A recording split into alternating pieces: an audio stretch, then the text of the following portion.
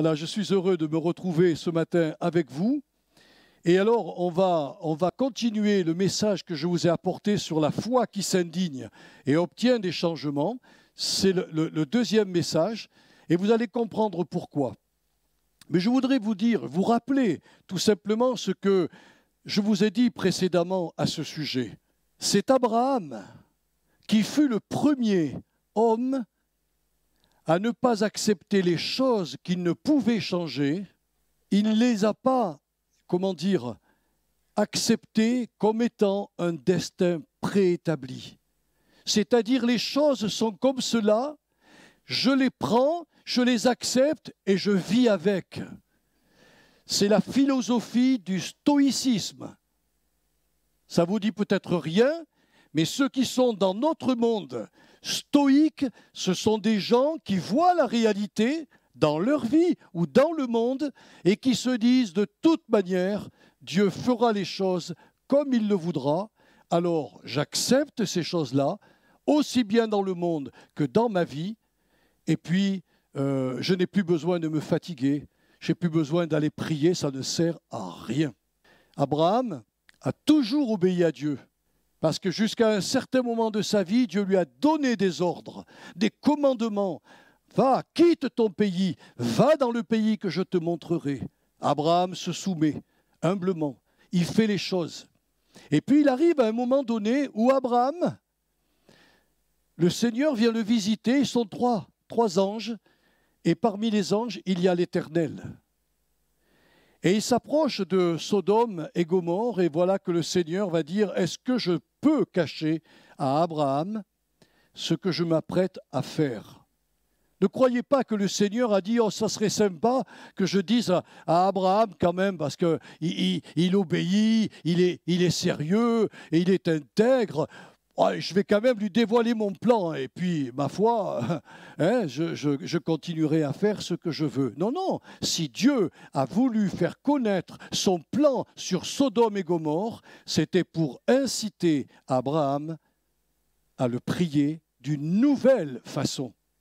Et c'est pour la première fois dans l'histoire de l'humanité qu'un homme est entré en dialogue avec le Seigneur, considérant tout à fait anormal que Dieu, dans sa nature, puisse faire périr le juste avec l'injuste. Et vous savez quoi, mes frères et sœurs? La Bible nous dit que Dieu fut attentif à la protestation d'Abraham, ou plutôt, comme je l'ai appelé, à son indignation par rapport à ce que Dieu lui avait dit. Et le fait qu'Abraham ait prié, le fait qu'Abraham ait parlé à Dieu, le fait qu'il lui ait dit, mais loin de toi, Seigneur, le juge de toute la terre, d'agir comme cela. Et le Seigneur a fait passer sa miséricorde avant sa colère. Parce que son objectif, c'est cela. Les êtres humains que nous voyons et qui pêchent devant Dieu tous les jours et qui font des choses abominables, des crimes, des viols, qui font des guerres injustifiées. Tout cela déclenche la colère de Dieu. Et l'Église devrait faire comme Abraham, venir prier devant le Seigneur pour que dans ces drames, dans ces catastrophes, il ne détruise plus les êtres humains, mais que sa miséricorde se manifeste sur les hommes et sur les femmes. Alors comme je vous l'ai demandé tout à l'heure, la question importante pour moi, en ayant préparé ce message, c'est pourquoi le Seigneur de toute la terre a-t-il fait connaître à Abraham ce qu'il s'apprêtait à faire? La seule réponse que je trouve raisonnable est que Dieu voulait amener alors Abraham, comme Josué, comme Moïse, comme Jérémie, comme Josaphat, que nous avons étudié, comme Mardochée, la reine Esther, et tant d'autres encore dans la Bible, à entrer en dialogue avec lui, afin que sa miséricorde surpasse toujours sa sainte colère. Vous savez, quand vous étudiez l'Écriture, il y a un prophète qui a eu une réaction qui nous étonne. On en a parlé déjà ensemble, c'est Jonas. Mais moi, je dis que Jonas avait compris tout à fait le cœur de Dieu. Quand Dieu lui dit, Jonas, tu vas parcourir la grande ville de Ninive, il y a 120 000 hommes, sans compter les femmes et les enfants. Et tu vas leur dire dans 40 jours, je vais détruire Ninive. Pourquoi Jonas s'en va à Tarsis? Pourquoi il prend la mer et un bateau pour s'enfuir loin de Dieu? Pourquoi? La Bible nous le dit quand même. Parce que Jonas avait compris qu'en allant annoncer un message de jugement, Dieu voulait manifester envers cette ville sa miséricorde, sa tendresse et sa bonté. Et vous savez très très bien, mes frères et sœurs, que quand on lit le livre de Jonas, la finalité, c'est que Jonas a été à Ninive. Il a prêché le message de jugement et de condamnation que Dieu lui avait demandé de proclamer. Et ce qui est arrivé, parce que Dieu le voulait vraiment, mais il ne pouvait pas le faire si quelqu'un en bas sur la terre ne lui demandait pas de le faire. C'est ça que les chrétiens dans notre époque ne comprennent pas. Pourquoi faisons-nous des réunions de prière? Pour embêter les chrétiens? Pour leur dire, venez avec nous, montrez-moi votre foi? Mais pas du tout.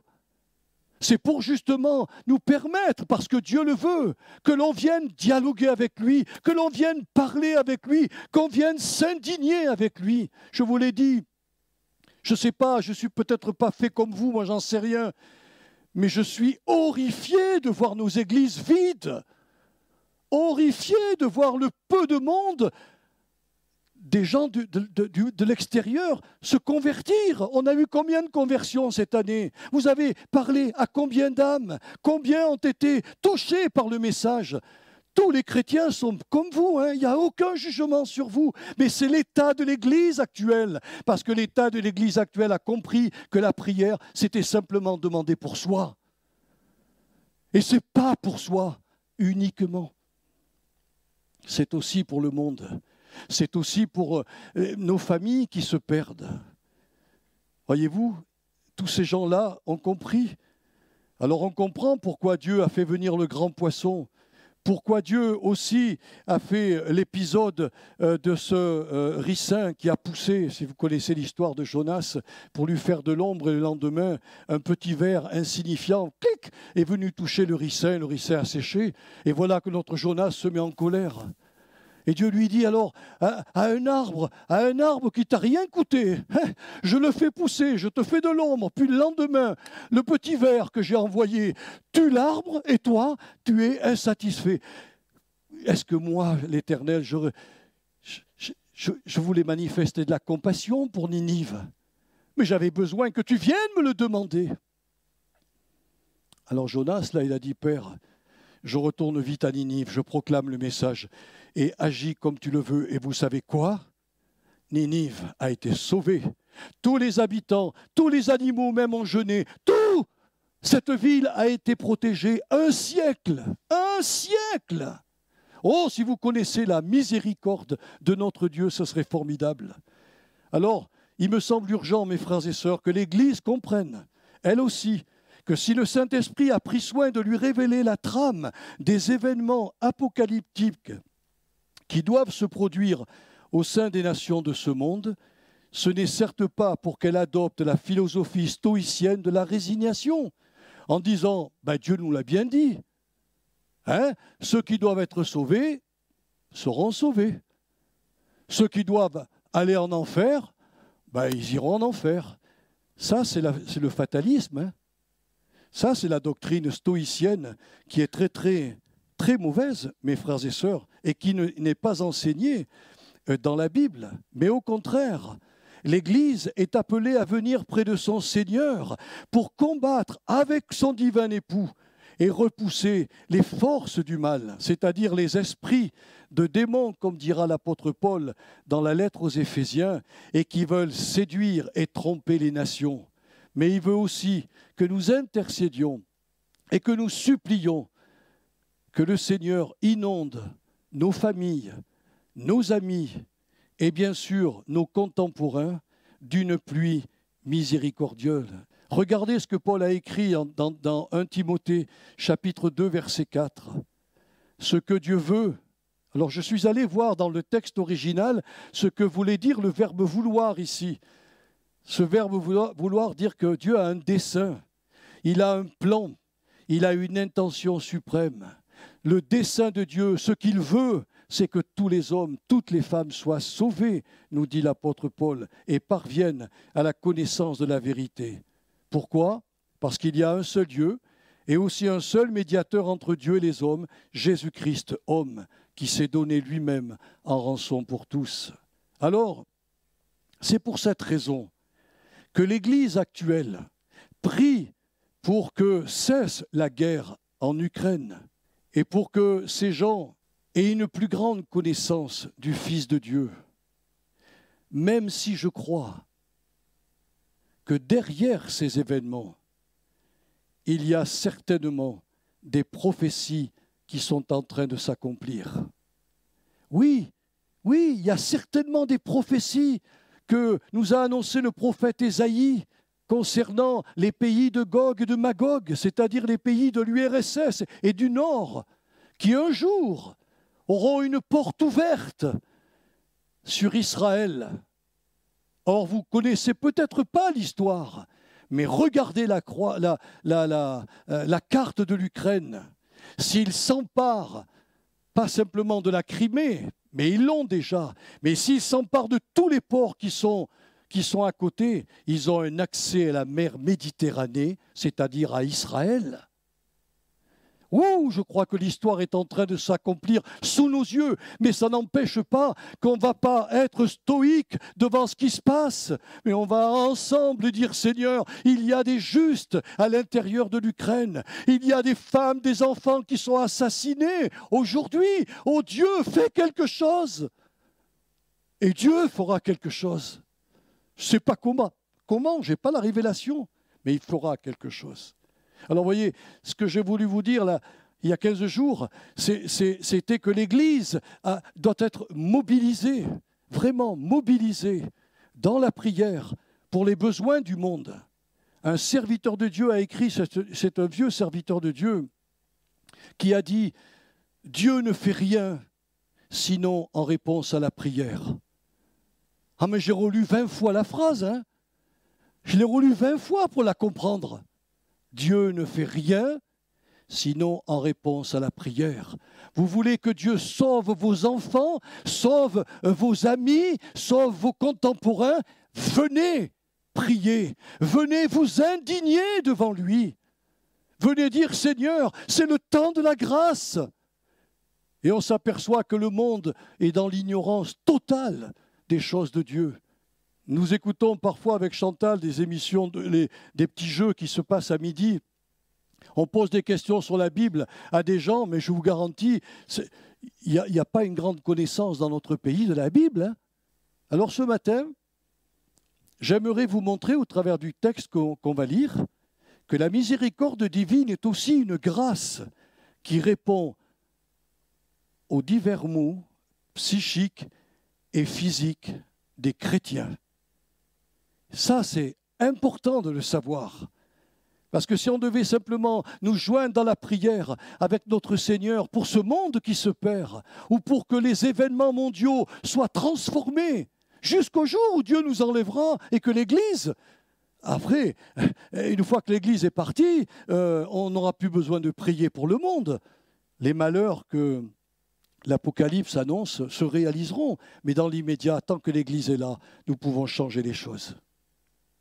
Même dans notre pays, on peut changer les choses. Alors on va lire Marc chapitre 10, à partir du verset 46 jusqu'au verset 53. Ils arrivèrent à Jéricho, et lorsque Jésus en sortit avec ses disciples et une assez grande foule, le fils de Timée, Bartimée, mendiant, aveugle, était assis au bord du chemin. Il entendit que c'était Jésus de Nazareth qui se mit, et il se mit à crier « Fils de David, Jésus, aie pitié de moi !» Plusieurs le reprenaient pour le faire taire, mais il criait beaucoup plus fort « Fils de David, aie pitié de moi !» Jésus s'arrêta et dit « Appelez-le ». Ils appelèrent l'aveugle en lui disant « prends courage, lève-toi, il t'appelle. » L'aveugle jeta son manteau et se levant d'un bond, vint vers Jésus. Jésus, prenant la parole, lui dit « Que veux-tu que je te fasse ?» C'est important, hein, notez-le. « Que veux-tu que je te fasse ?» C'est fou, hein? Un aveugle qui vient vers Jésus et lui pose la question. Et lui, il répond parce que c'est ça que le Seigneur attend. « Rabbi, Rabouni !» lui répondit l'aveugle. « Que je recouvre la vue. » Alors je voudrais simplement, juste, tu peux me remettre le verset, « recouvre la vue », c'est qu'il avait perdu de son vivant. Hein? Ce n'est pas un aveugle né de naissance, il avait perdu la vue. Et il dit au Seigneur que je recouvre la vue. Et Jésus lui dit, « Va, ta foi t'a sauvé. » Aussitôt, il recouvra la vue et suivit Jésus dans le chemin. C'est, voilà, j'avais dit 53, mais c'est 52. Excusez-moi. Bartimée était donc un homme de la même nature que nous, mes frères et sœurs. Puis un jour, à la suite d'un accident, ou peut-être d'une maladie, la Bible ne nous le dit pas, mais ce qu'elle nous dit, c'est qu'il a perdu la vue. Voilà. Il a perdu la vue, et en perdant la vue, il a vu l'anéantissement de tous ses projets. Pour lui, c'était terminé. Il ne pouvait jamais plus accomplir les rêves qui étaient dans son cœur et les désirs de son cœur. Mais Bartimée avait quelque chose vraiment de très particulier en lui, en son cœur. Il avait une grande espérance dans le Messie promis. C'est ce qui lui a empêché de baisser les bras face à son handicap.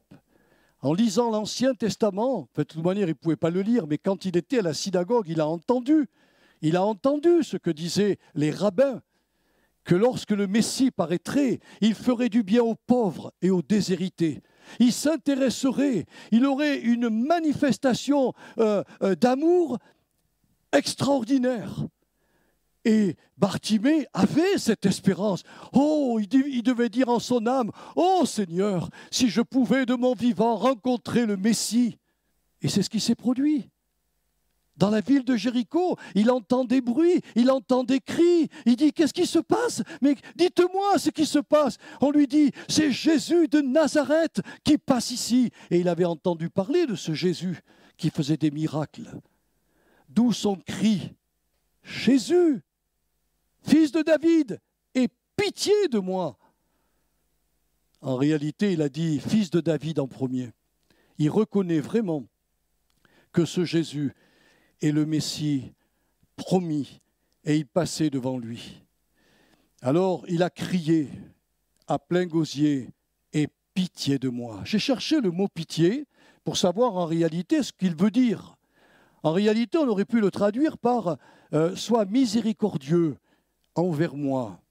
Mais le mot pitié, éléo, en grec, eh bien, fait appel à l'amour viscéral de Dieu, semblable à cet amour que possède une mère envers son enfant et qui, en se manifestant, pourvoit à tous ses besoins.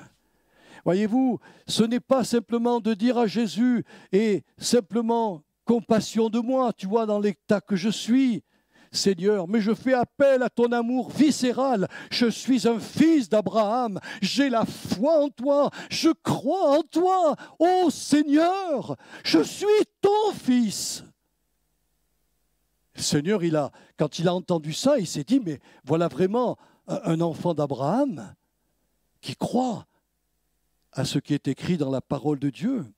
Alors, l'héritier du trône de David, avait toutes les compétences pour comprendre non seulement sa misère, son infirmité, sa souffrance, mais surtout pour l'en délivrer. Et vous savez quoi, mes frères et sœurs? Jésus entendit ce cri de la foi et lui demanda ce qu'il attendait de lui.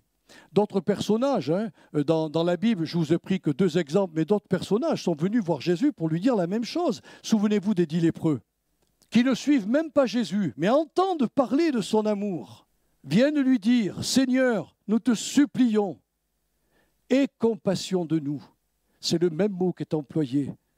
Manifeste une miséricorde envers nous. Regarde dans l'état où nous sommes. Vous savez, les lépreux d'aujourd'hui, c'est peut-être différent de ceux qui étaient au temps de Jésus, mais au temps de Jésus, ils vivaient en dehors de la communauté. C'était des pestiférés, il ne fallait absolument pas les toucher. Alors quand ils passaient dans la rue pour une raison quelconque, les gens se mettaient à l'écart. Et ils viennent voir Jésus et lui disent, Seigneur, manifeste envers nous cet amour viscéral de notre Dieu. Nous savons que tu es l'envoyé. Et vous savez quoi? Le Seigneur les a guéris tous les 10. Même s'il n'y en a qu'un qui est revenu, il a guéri tous les 10. Mais ils ont crié, hein. Notez bien, ils ont crié, ils ont fait leur part, ils ont parlé au Seigneur. Et c'est ça qui compte. J'ai lu aussi dans les Actes que l'apôtre Paul avait un compagnon qui s'appelait Épaphrodite. Et Épaphrodite, on ignore pourquoi, il est tombé malade, mais d'une maladie qui allait le faire mourir. L'apôtre Paul, ayant le don de guérison, lui a imposé les mains. Rien n'y a fait. Alors il a dit, je vais lui faire l'onction d'huile. Il lui a fait l'onction d'huile, rien n'y a fait. Et il était désespéré parce que c'était un compagnon de service tellement consacré. Et puis c'était le seul qui lui restait. Vous savez ce qu'a fait Paul? Il n'a pas baissé les bras.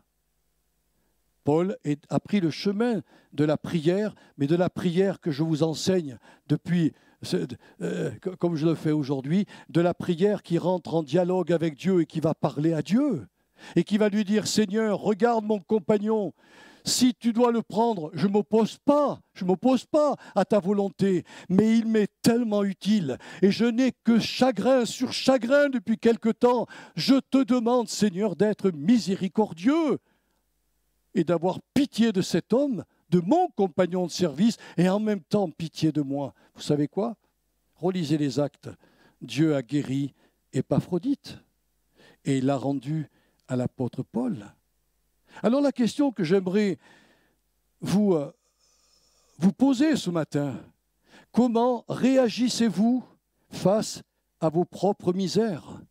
Est-ce que vous êtes résigné à vivre constamment avec vos faiblesses, vos maladies, vos infirmités, vos blessures du passé, comme le font les hindous qui supportent quotidiennement leur karma? Je vous ai expliqué ce que ça veut dire le karma. Ils ont fait quelque chose de mal dans une vie antérieure. Ils récoltent aujourd'hui le mal qu'ils ont. Ils sont punis dans la vie actuelle du mal qu'ils ont commis dans une vie précédente. Savez-vous qu'il y a des chrétiens qui croient au karma? Ah, ils ne sont pas hindous, hein? Mais quand vous leur demandez, est-ce que vous croyez que Jésus, dans votre misère, peut vous aider? Oh, pop, pop, pop, pop. Je lui ai tellement demandé que ça ne sert plus à rien. Ils ont baissé les bras, ils sont résignés. Ils se disent, après tout, c'est peut-être que le Seigneur a voulu que je sois comme ça. Et je vais le rester toute ma vie. Acceptez-vous votre situation présente comme une fatalité ou une volonté divine irréversible? Alors si vous croyez ça, c'est même pas la peine de demander la prière aux frères et sœurs du jeudi, c'est même pas la peine de demander l'onction d'huile. L'onction d'huile, ça ne fonctionnera pas du tout. Renoncez-vous à parler à cœur ouvert à votre Dieu de tous vos maux physiques et psychiques, prétextant que le Seigneur a certainement d'autres occupations plus importantes à gérer et qui ne peut prêter une attention à vos petites misères temporelles.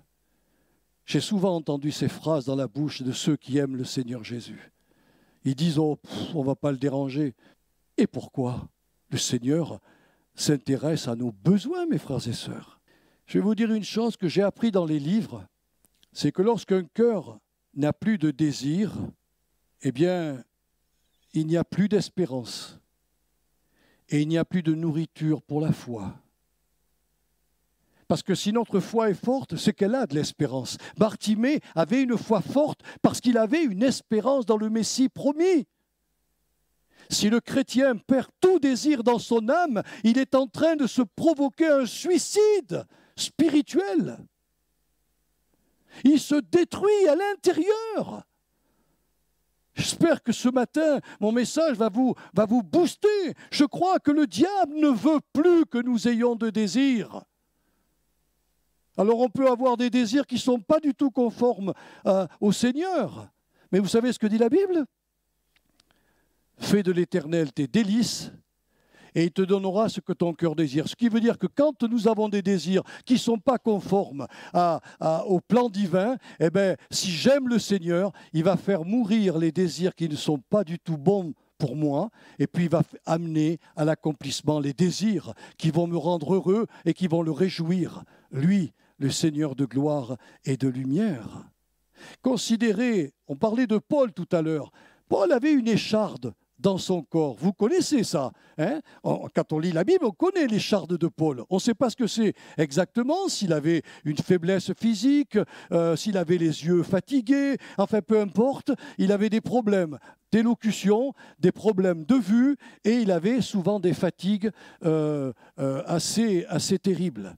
C'était un homme qui n'était pas très très haut, il était très chétif. Quand vous le voyez, vous ne pensiez pas que c'est un apôtre aussi puissant. Il n'avait rien pour attirer les regards. Alors il a pris le chemin de la prière, comme tous les chrétiens font. Et il a dit, Seigneur, Seigneur, regarde cette souffrance, cette écharde dans ma chair. Seigneur, je te demande une chose, enlève-la-moi, Seigneur. Et il a prié plusieurs fois, il nous dit qu'il a prié 3 fois. Et il a reçu une réponse. Et Dieu lui a dit, le Seigneur Jésus lui a dit, non, Paul, je laisse cette écharde dans ta chair parce qu'elle est profitable pour toi et pour ton ministère. Alors, mes frères et sœurs, je crois que Paul ne s'est pas résigné, mais Paul a accepté le plan de Dieu et il s'est mis à le louer parce qu'il savait que chaque fois qu'il serait faible et fragile, c'est alors qu'il deviendrait le canal de la puissance divine. Vous pourrez relire cette histoire dans 2 Corinthiens 12, versets 7 à 10. Mais en dehors du cas de Paul, ceux qui persistent à réclamer la miséricorde divine sur leur être, eh bien, verront toujours des changements spécifiques dans leur vie. Vous comprenez pourquoi je vous incite à prier, à ne jamais baisser les bras, comme la veuve devant le juge inique. Ne baissez pas les bras. C'est lui qui a la solution à tous nos problèmes. S'il vous dit, c'est fini, alors, ok, acceptez-le et vivez avec, mais sans gémir et sans vous plaindre. Parce que si vous avez une réponse divine, vous avez la puissance qui va avec. Je suis tombé sur un texte dans la Genèse, on en a parlé un jeudi soir, mais je vais quand même vous le répéter ce matin. C'est le cas de Adam, qui vivait au jour de Caïn, quand son fils, après avoir tué Abel, a construit une ville. Et puis, dans cette ville, tous les hommes ont dévié du plan de Dieu et ils remplirent la terre de révolte, de violence et d'immoralité, au point que le Seigneur a pris la décision. Pour que Dieu prenne une telle décision, c'est qu'on ne pouvait pas imaginer ce qui s'était produit à ce moment-là. Des commentateurs juifs ont dit que, puisque toute chair était corrompue, aussi bien la chair des hommes que la chair des animaux, ce qui veut dire que le coq allait s'accoupler non plus avec une poule, mais il allait avec d'autres. Et ça se faisait exactement la même chose sur le plan humain. Et quand l'Esprit Saint essayait de convaincre la conscience des hommes, il repoussait la parole de Dieu, il la repoussait, et ils allaient toujours vers le mal. Ils ne faisaient que le mal. Et quand Adam a appris que Dieu allait juger la terre, vous savez ce qu'il a fait? Ça, c'est une chose dingue. Parce qu'il faut le lire dans la Bible avec les yeux de Dieu. Hein. Il a été voir sa femme. Il lui a dit, chérie, on a perdu un fils. On a perdu Abel. Et notre fils Caïn est complètement dans le noir. Tu sais ce qu'on va faire, chérie? On va faire un autre bébé. Dieu annonce une catastrophe et Adam et Ève disent on va faire un autre bébé. Et ils ont fait un autre bébé et ils l'ont appelé Seth pour remplacer Abel que Caïn avait tué. Et puis à son tour, Seth a eu un fils qu'il a appelé Enoch. Pas Enoch, hein, c'est pas le même. Hein. Enoch. Ça veut dire l'homme dans sa fragilité.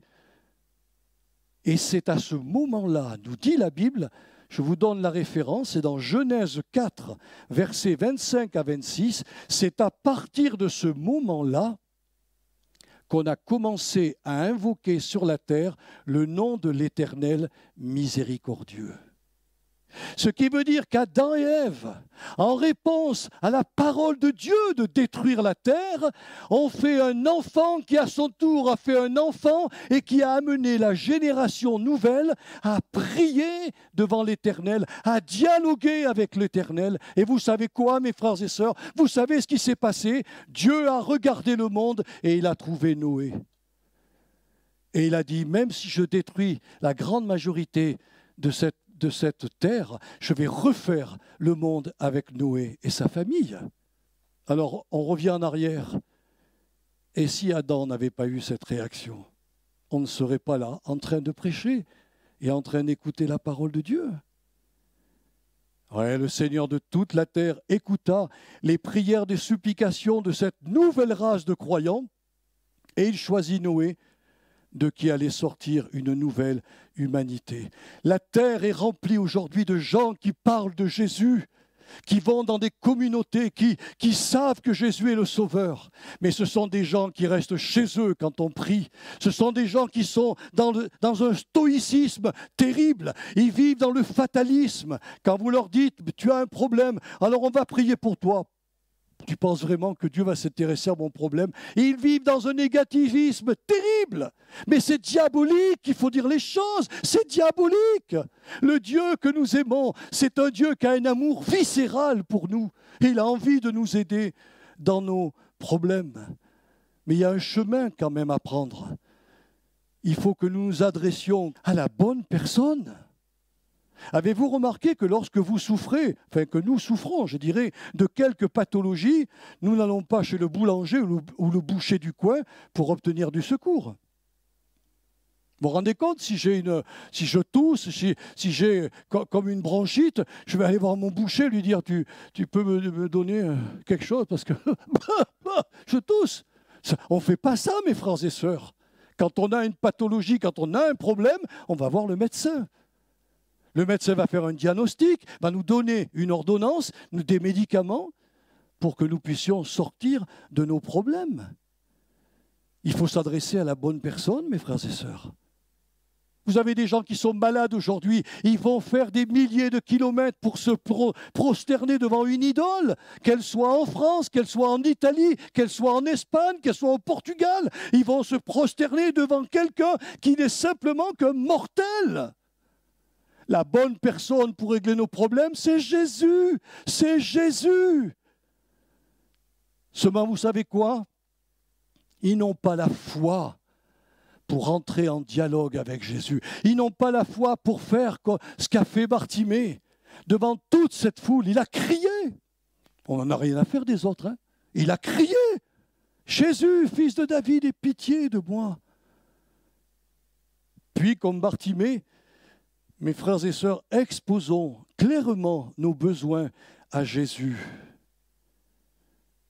Mais pour arriver près de Jésus, Bartimée a dû repousser les propos négatifs des adeptes de la fatalité. Ce qui est le plus terrible, mes frères et sœurs, c'est que ces adeptes aujourd'hui se trouvent dans l'Église. C'est dramatique, hein, ce que je vous dis. Mais la grande majorité des stoïciens se trouvent dans les églises. Vous avez des communautés qui ne croient pas du tout aux dons spirituels, qui ne croient pas du tout que Dieu est capable de nous délivrer, ou de le faire peut-être par la médecine. Ils ne croient pas, c'est dommage. Mais lui, Bartimée, lui, il a stoppé ces gens. Il leur a dit non, stop, je ne veux rien entendre. Plus on lui disait tais-toi, plus il criait fort. Et alors, quand il est arrivé devant Jésus, le Seigneur lui a posé cette question, on l'a vu ensemble, « Que veux-tu que je te fasse ?» Franchement, moi j'aurais dit, Jésus, là tu pousses un peu le bouchon un peu loin quand même. Hein, là, j'y vois rien, je suis à tâtons comme ça, et tu me dis, qu'est-ce que tu veux que je te fasse? Le théologien Antoine Nuis a commenté ce passage, et il a dit en réalité, ce que Jésus lui a demandé, c'est quel est ton désir? Quelle est ton attente? Quelle est l'espérance de ton cœur? Qu'est-ce que tu attends dans ton cœur, ma sœur, mon frère, ce matin? Qu'est-ce que tu attends? Quel désir t'anime? Quelle est l'espérance de ton cœur?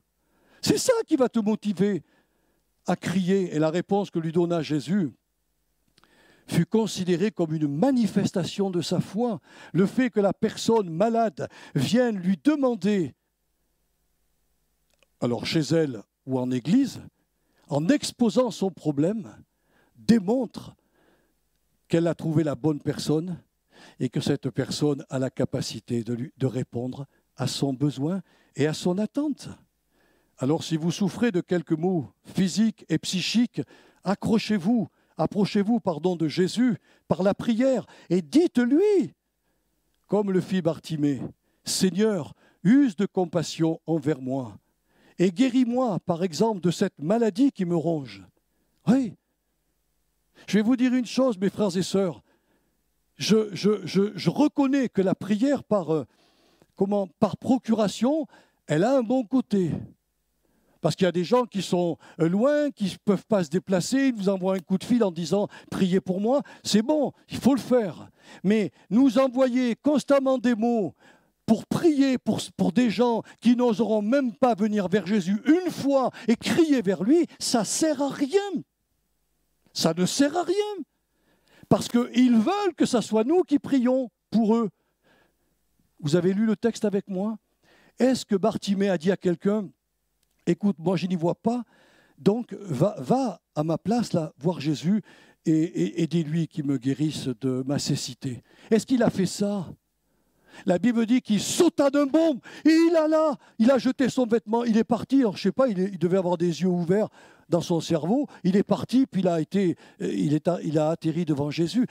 Voyez-vous, c'est ça qui compte. Qu'est-ce que tu as, ma sœur? Qu'est-ce que tu as, mon frère? Quel est le problème de ta vie? Une maladie qui te ronge? Une infirmité qui t'empêche de servir le Seigneur et de vivre normalement ta vie? C'est une douleur languissante qui te gêne tant? As-tu une fatigue extrême, ce qu'on appelle une asthénie, qui t'accable en permanence? Viens et dis-le au Seigneur. Dans la prière personnelle, chez toi, tu peux le faire à haute voix chez toi, lui dire « Seigneur, je viens d'entendre notre pasteur dire que tu es un Dieu plein de miséricorde et de compassion. Tu es la bonne personne pour régler mon problème. Les médecins me donnent des médicaments, mais je n'en sors jamais, Seigneur, je te dépose mon fardeau, je te donne cela, et compassion de moi. » Le fait que vous priez, c'est une action de foi.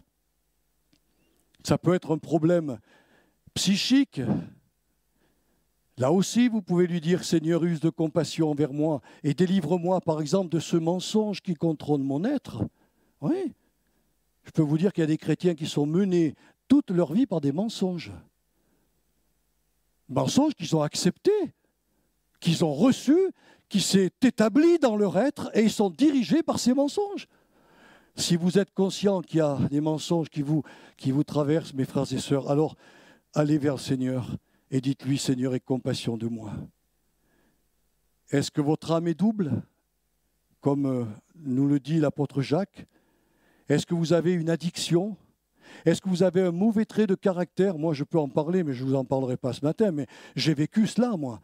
J'ai eu des saintes colères, il fallait voir comment le Seigneur m'a transformé. Eh bien, je lui ai dit au Seigneur, ce mauvais trait de caractère, je te le donne, Seigneur. Prends-le et transforme-moi. Avez-vous dans votre âme un joug comme une rancune qui bloque vos pensées et vous empêche de pardonner? Je ne sais pas ce qui vous tracasse, je ne sais pas quels sont vos ennuis, mais je vais vous dire une chose. En exposant clairement vos besoins à Jésus, vous démontrez au Seigneur que vous ne le considérez pas comme un magicien. Ce n'est pas un magicien, Jésus, hein, mais que vous croyez en son pouvoir de métamorphose, parce qu'en parlant de vos besoins au Sauveur, vous lui remettez vos besoins comme une matière sur laquelle il va pouvoir accomplir le miracle que vous attendez depuis si longtemps. Le premier miracle que Jésus fit, c'est à Cana. Et qu'est-ce qu'il fit à Cana? Il a changé l'eau en vin. Il a changé en réalité l'eau de la première création en un vin qui avait, je pense, toutes les qualités d'un excellent vin pour ce mariage. Mais Jésus n'a pas dit devant les cruches vides, Pas poser les mains en disant « Allez, que le vin sorte ». Ce n'est pas un magicien. Il a dit aux serviteurs « Vous allez remplir ces jarres ». Elles contenaient 600 litres. Il faut du temps pour remplir 600 litres. Il a attendu. Quand toutes les jarres étaient pleines, il a certainement prié, puis il a dit maintenant puisez. Et l'eau de la première création a été transformée en un grand vin. Vos misères, vos problèmes, vos addictions, vos maladies, enfin tout ce qui vous tracasse, quand vous allez vers Jésus, c'est comme si vous lui dites « Seigneur, je te donne la matière. La voilà la matière, la voilà. » Moi je lui ai dit « Mes colères saintes, voilà Seigneur, la voilà la matière. Transforme mon cœur pour que je ne sois plus comme je suis. » Et vous savez quoi? Dieu l'a fait. Dieu l'a fait. Alors mes frères et sœurs, voilà ce que je voulais vous dire ce matin. C'est important. On a besoin de prier en Église pour aller, nous indigner, contester, réclamer au Seigneur que dans ce monde, parce qu'il a dit qu'il veut les sauver tous, alors qu'il intervienne, quoi. Mais il faut qu'on lui demande, oh combien, si vous saviez combien il est heureux lorsqu'il entend un de ses enfants lui dire, Seigneur, mais c'est écrit, pourquoi aujourd'hui nos églises sont vides? Pourquoi, Seigneur? Il ne va pas nous dire le pourquoi, le Seigneur. Il va nous dire simplement, je vais envoyer mon esprit, je vais purifier les chrétiens et je vais attirer les païens. On lui donne la matière pour qu'il travaille. C'est comme cela que marchent les choses divines. Le Seigneur n'est pas un magicien. Et beaucoup de chrétiens, malheureusement, le considèrent, oh, ils ne le font pas exprès, mais comme un magicien. Alors, comme il est un magicien, on envoie un coup de téléphone aux frères et sœurs. On leur dit, priez pour ci, priez pour là. Mais eux, on ne les voit jamais. C'est pas normal, ça. Bartimée, il était intéressé par son problème. Et son désir a été exaucé. Et si le Seigneur a voulu que le Saint-Esprit grave cette histoire dans la Bible, c'est pour nous instruire, mes frères et sœurs. Ce n'est pas pour nous condamner ce matin. C'est pour nous dire, j'ai une solution. Bien sûr que je peux te guérir par le médecin. Il n'y a aucun problème. Je peux te guérir par les médicaments. Je peux employer tout le monde médical pour t'aider. Bien sûr. Mais viens me demander, c'est moi le médecin suprême. Et je te conduirai là où je veux. Soit je te guéris miraculeusement, soit je prends des chemins de détour, mais je prendrai la matière que tu me donneras et je la transformerai. Alors je ne sais pas combien de temps ça peut durer, frères et sœurs, mais peu importe. Chez Bartimée, ça a été instantané. Et il s'est mis à suivre le Seigneur. Combien de gens ont été guéris grâce à nos prières? Ils suivent le Seigneur aujourd'hui? La grande majorité sont chez eux. Et ça, c'est anormal. Alors on a le droit de s'indigner, de dire, Seigneur, regarde, on a prié, tu as usé de miséricorde. Mais ils sont où ces gens? Ils sont où ces gens? Alors la prochaine fois qu'ils auront un problème, vous savez quoi? Ils nous téléphoneront. Et on priera. Et dans son immense amour, Dieu les bénira. Mais ça sert à quoi? C'est un cercle qui ne finit pas. Il faut encourager les personnes, qu'elles soient païennes ou chrétiennes, à se déplacer, à venir. Et où se trouve Jésus? Dans son Église, dans ses églises, pas ici. Ici, c'est une partie de l'Église, mais il se trouve dans toutes les communautés. Et si tous les chrétiens veulent aller toucher la bonne personne, ils peuvent y aller. Alors, Saint-Esprit, aide-nous à comprendre ce message, surtout aide-nous à le vivre, Seigneur, que ce soit en Église, que ce soit dans notre vie individuelle, personnelle. Seigneur, tu as un amour viscéral pour nous. Et tu veux manifester cet amour. Seulement voilà, tu nous as enseigné qu'au travers d'Abraham, le père de tous les croyants, eh bien, il y a une possibilité d'entrer en dialogue avec notre Seigneur, de pouvoir lui contester, nous indigner, enfin, lui expliquer les choses et surtout réclamer sa miséricorde sur nos vies, sur tout ce qui nous tracasse. Et certainement, Seigneur, que s'il y a des choses à changer dans nos vies, s'il y a un lien que nous devons abandonner, une idole que nous devons délaisser, tu nous le montreras. Et par obéissance, alors tu nous délivreras, Seigneur. Tu répondras à nos attentes et à nos désirs. Je bénis mes sœurs, je bénis mes frères ce matin. Sois avec eux au nom de Jésus. Amen.